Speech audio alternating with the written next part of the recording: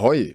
New World Aeternum introduces archetypes, which at first glance seem similar to classes, and there has been a lot of confusion about what they do or don't do, or how important they are, and I'd like to break that down on a bit of a deeper level than what I've seen so far.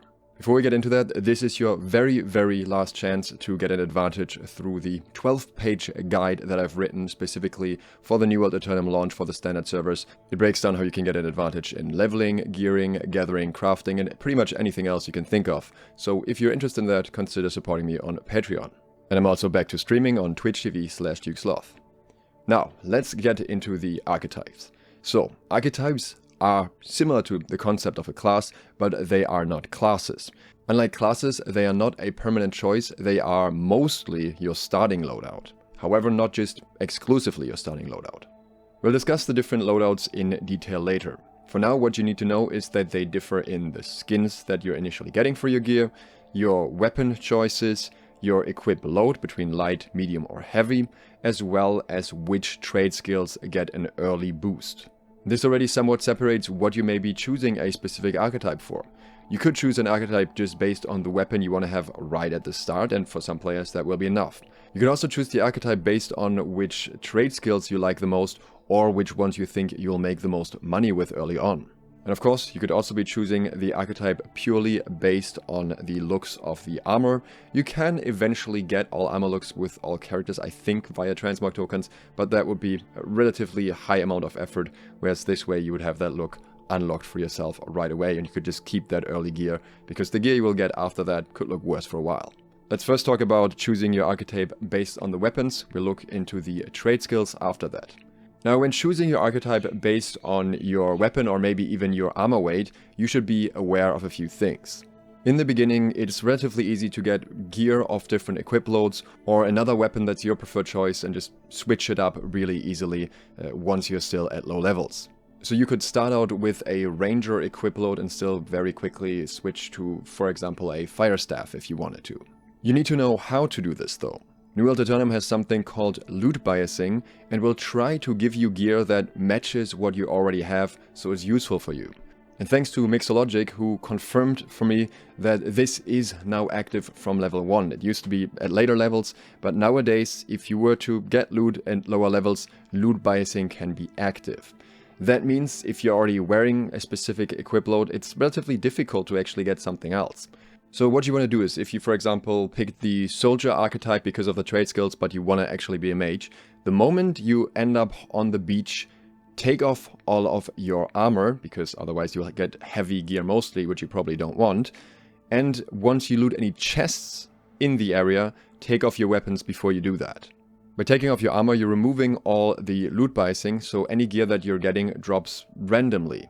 And for me that meant it took a little bit until I actually found some new pants, and you find me running around without pants for a while, but that's completely fine in the beginning. Again, there isn't really much damage coming your way anyways. When you take off your weapon before opening chests to remove loot biasing there, obviously you can't run around without a weapon the whole time, so you have to do that at chests specifically. You don't have to worry too much about how you spend your attribute points, because early gear doesn't come with attribute points anyways, but later on you want to spec into whatever attribute you actually want to get. So if you want to be a mage, then you want to spec into intelligence, so the gear that you get gives you intelligence. If you find this info useful so far, consider subscribing and clicking the bell, more to come. And if you still end up unlucky and are not getting any of the gear that you want, then you can just craft some very low tier gear or buy it from the trading post, and that'll solve that problem for you anyways. However, if you do this, it is worth noting that you're still getting some more extra gear for your specific archetype throughout the storyline. In the early starting area, you will get an additional new gear set with slightly better stats, but then even later on there is more gear coming. Have a look at these items on your database. For example, here we have the Swordbearer's Catharsis, which is one of the quest options from the quest called Umberto's Sentence, but if you look at the same item here under the Ranger version of the quest, it is different. It is a bow with 340 gear score, which at that point is pretty solid. And then at an even higher level you will get a 590 gear score weapon, which again is good in terms of being high gear score, relatively lukewarm perks on this one here, but it is something free. And then there's also going to be an armor piece, you get that for every roll as well, the Indomitable Soldiers. In this case, come in with strength, refreshing, and health, which is actually pretty solid with 615 gear score. But realistically, if you play your cards right, all of these gear pieces will be outdated so quickly that they aren't really relevant in my opinion. We're looking at going towards 700 gear score super quickly nowadays, with various ways to get there very easily, so I think a piece like this will be nice for, well, a few levels at best. So I wouldn't choose my archetype based on that. If this is super important to you, you can, but I will tell you that the value of these pieces will be very temporary. Let's very quickly talk about the starting gear though. The soldier starts with a sword and shield and a hatchet, as well as heavy gear, primed for early tanking pretty much, but the build in itself can also do decent damage if you switch to lighter gear. The destroyer starts with the great axe and the warhammer and medium gear, a typical bruiser build, not the best for leveling I think, but very good for PvP especially. Large scale PvP in particular comes to mind because this is a very standard war build. The ranger starts with a bow and spear and medium gear. I think a lot of people will want to switch to light gear instead, and some may want to switch to the rapier as the offhand for the bow, but for a slightly more mid-range combat playstyle, this can absolutely work. The musketeer is your long-ranged playstyle with a musket and the rapier as its weapons, and the light equip load because you are primarily trying to shoot enemies from a distance and kill them before they even get close to you. The occultist has a fire staff and an ice gauntlet and light gear, so this is your very typical ranged mage archetype. The mystic has the void gauntlet and life staff along with light gear. This is a healer slash supporter setup. However, with the void gauntlet, with the void blade especially, you can get through PvE pretty decently early anyways, so it's not like you need to switch to someone else if you wanna kill mobs. The swordbearer comes with the greatsword and blunderbuss, as well as heavy gear. Looks very cool. In terms of combination of items, it's a bit questionable. I probably wouldn't recommend sticking with exactly that. I'd probably switch to lighter gear and either switch out the greatsword or the blunderbuss, because in my opinion they are typically not the best combination, at least for leveling. On the trading side, in the beta you get a 50 points boost for all of the trade skills of your archetype. Personally, that is what I would choose my archetype based on, because I think in the long run the trade skills are a much more important factor, and this early boost can really give you a nice skip. I'm going to give you a super brief breakdown of the trade skills for each archetype here, a much more detailed version on my Patreon.